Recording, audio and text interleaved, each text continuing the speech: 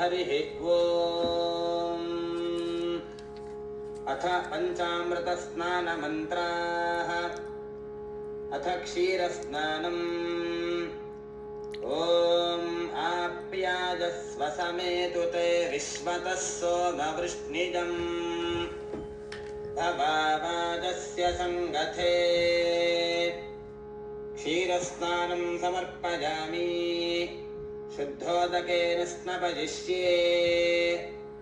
ॐ सद्यो जातं प्रपद्यामि सद्यो जाताय वै नमो नमः।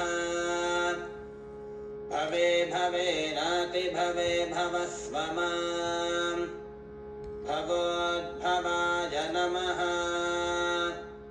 शुद्धोदकस्नानं समर्पयामि।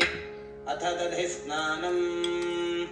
ॐ दधिक्राम्णो अकालिशं जिष्णोरश्वस्य वाजिनः सुरभिनो मुखाकरत्प्रण आयोगं शितारिषत्।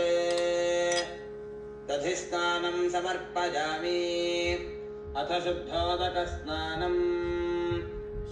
वामदेवाय नमो ज्येष्ठाय नमः श्रेष्ठाय नमो रुद्राय नमः कालाय नमः कलविकरणाय नमो बलविकरणाय नमो बलाय नमो बलप्रमथनाय नमः सर्वभूतगमनाय नमो मनोन्मनाय नमः। शुद्धोदकस्नानं समर्पयामि। अथ आद्यस्नानम्। ॐ शुक्रमसि ज्योतिरसि तेजोऽसि देवो वः सवितोत्पुनात्वच्छितं त्वगुंहसः। अथ गन्धोदकस्नानम्। गन्धद्वारान्दुराधर्षान् नित्यपुष्टाङ्करीषिणीम् ईश्वरीगुं सर्वभूतानां तामिहोपह्वये श्रियम्। अथ पुष्पस्नानम्।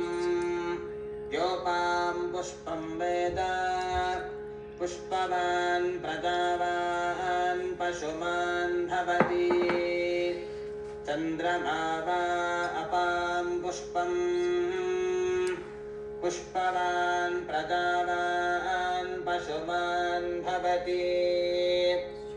अथ हिरण्योदकस्नानम्। तत्सुवर्णगुं हिरण्यमभवत्। तत्सुवर्णस्य हिरण्यस्य जन्म